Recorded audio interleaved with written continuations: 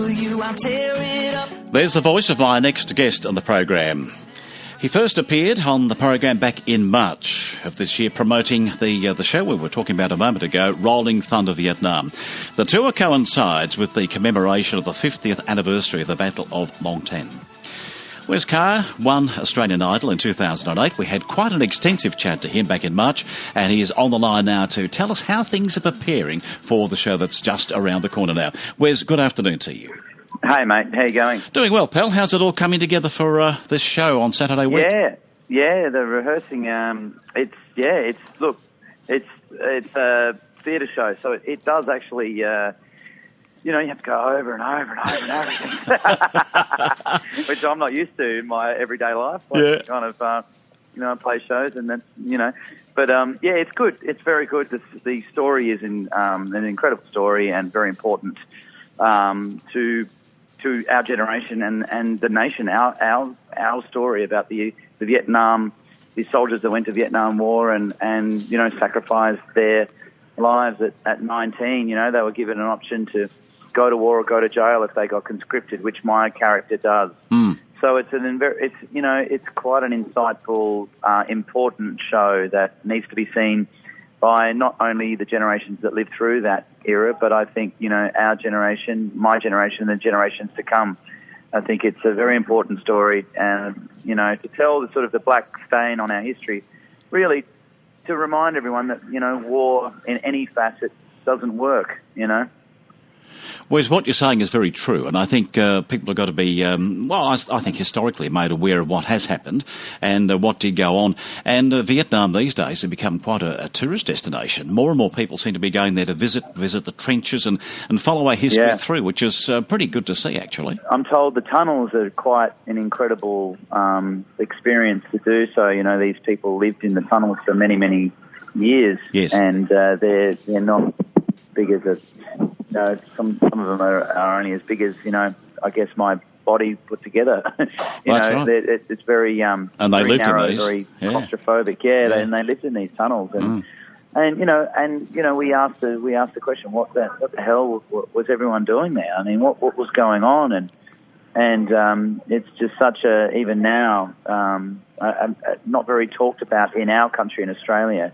When they came back, the soldiers came back, they were, spat on in the street, called baby killers, and weren't allowed into RSLs. And these kids were 19, that didn't have an option.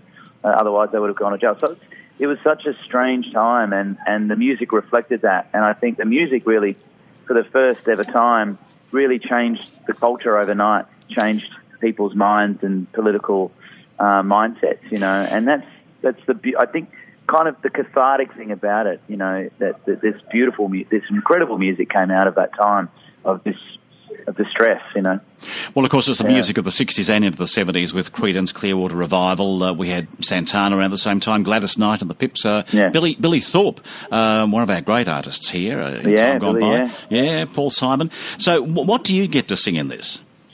I sing a bit of Creedence. I sing a bit of Edwin Starr. Yeah, I've got all the screaming numbers pretty much. All the belters. Oh man, it's killing me. It's killing me. How does the throat cope with it?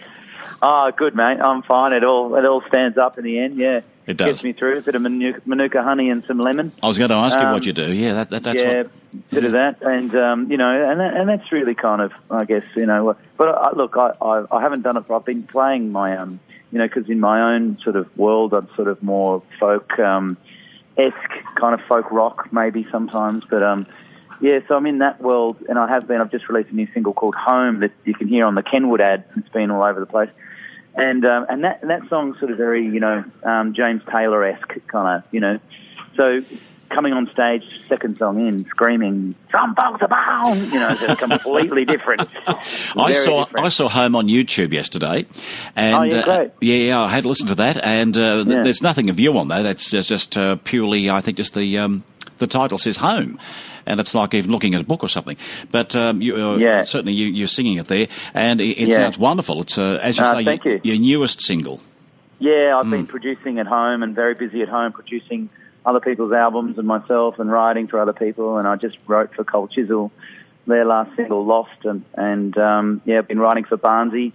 So, you're a busy guy, aren't you? Yeah, I've been doing lots of stuff. Well, you've got your own show coming up too, Chapel off Chapel, and that's about the 27th of August, from memory. 27th of August, it's going to be an incredible show. I've sort of got a lot of different surprises lined up for that one. So if you're in Melbourne, come down on the 27th of August at Chapel off Chapel. I'll be telling some pretty crazy stories about, I guess, my life and where I've come from and who I am and I guess now, So it's going to be a beautiful, I guess, sort of because it falls right at the end of the Rolling Thunder Vietnam tour. Yes. So the next weekend I play my own show. So it's going to be very crash landing back into my own home again, I guess, or something. I don't know.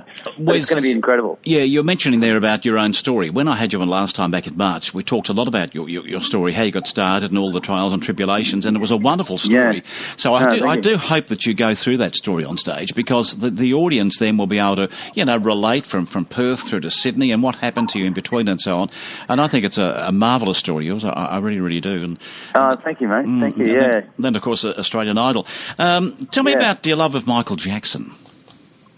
Well, Michael, I guess, from an early age, I was listening to Michael, since I was 2, and I sort of started imitating him, and I started, I guess watching him in a way where, I learnt stagecraft from Yes. It's kind of weird to say that, but I did. I think most performers or whatever out there have been influenced by, a Prince or a Michael Jackson or somebody. But for me, Michael was really like my go-to as a kid. I would always, just watch and listen to everything he did and the phrasing he'd sing, like the way he'd sing, the way he'd move, the way he'd just craft his whole, his whole appearance. Just everything that he did was genius, and they say, and he said this. He said that, you've got to learn from the greats, look at the greats and learn, and that's really, it's just such great knowledge, because a lot of people, I guess, these today in our day and age, kids grow up with instant fame. It's that's right. Everything's instant. Yep. And there's no craft. And like shows like The Voice, whatever. It's great exposure, but where's the craft? That's right. Where's the actual?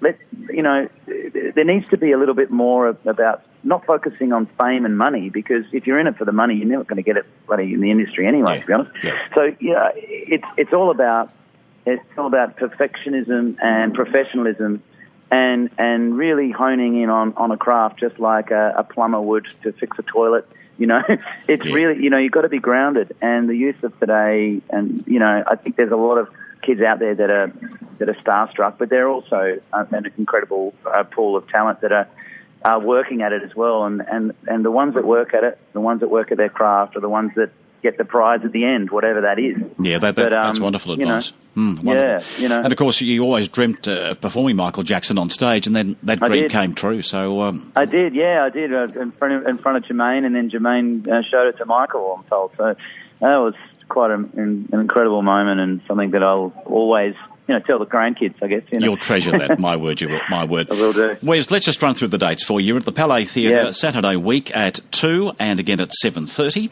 and at Chapel off Chapel on the 27th of August. So we'll look forward to seeing you at those venues. I'll be down at Chapel off Chapel for sure. I've got something else on the 23rd, but 27th I'll be down there. Have a look, mate. You'll be in the Loft, I would think. Sorry, what's that? You'll be at the Loft Theatre at Chapel off Chapel?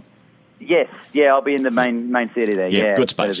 Yeah, it is a great space. It's a great venue. All right, pal, you take care. I look forward to meeting you personally on that night. And in the meantime, best for Saturday week. Thank you. Thanks so much for having us. Take care. Thanks, and me. Okay, thanks, mate. Bye-bye to you. Rolling Thunder. There we are. Rolling Thunder Vietnam. It's Saturday week at the Palais Theatre, and it's on at 2 and at 7:30.